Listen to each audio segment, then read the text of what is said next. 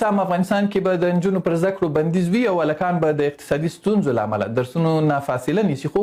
په ګاونډیو هیوادونو کې بیا د افغان ماشومانو د زده کړو د حقونو نقض په اړه غبرګونونه وروسته له هغې راپورته شول چې پاکستان کې د الف اعلان په نوم د زده کړو یو بنسټ اعلان وکړ چې دا مهال له 9 میلیون ډیر افغان کډوال په پاکستان کې له زده کړو محروم دي.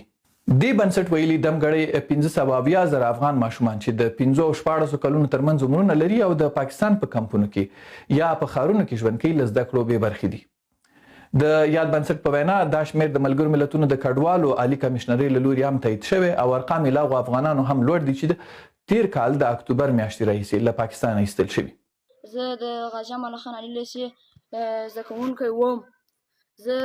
سکول ما تر 10مې ټولګی ووایي او اوس ما پرېږده غربت د لاس موږ کور وساتو او که ښوونځی وای. زه اوس په بټۍ کې خښته وم. فعالانو د پاکستان او ایران په حکومتونو نیوکه کړې ده چې افغان ماشومانو ته د دوی په دولتي ښوونځیو کې هغه حق نه ورکول کیږي چې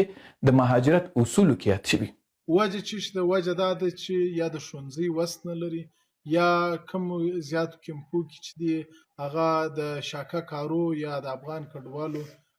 د غربت د وجې څخه ښوونځي ته نشي تللی. یو غټه مسله بله دا ده چې خصوصا په بلوچستان ایالت کې 2 دای غټ کې پنډغالي یا کمپونه یا ارویز چې ورته وایي هغه د یونیسیار د خوا په 2000 کې یو ځنګل پرالزي او ګرځنګل تړل شوي دي چې د هغو په لسګونو زره ماشومان د 12 څخه تقریبا د ښوونځیو دروازې پر بندې دي.